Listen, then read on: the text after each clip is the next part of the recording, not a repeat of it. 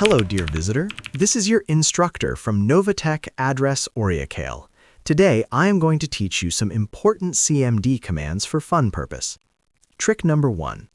Curl ASCII.live/forest. Streams a live ASCII art animation of a forest into your terminal.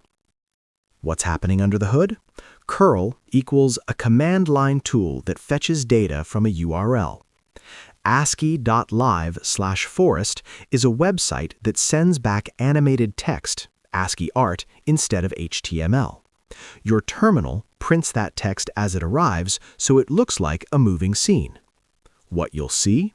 Trees, wind, sometimes rain, continuous animation, it keeps going, pure text, no graphics, no GUI. Trick number 2. dir/s. What it does. dir lists files and folders. /s recursively includes all subfolders. So it prints every file and directory in the current folder and everything inside it, no matter how deep. Trick number 3. Tree.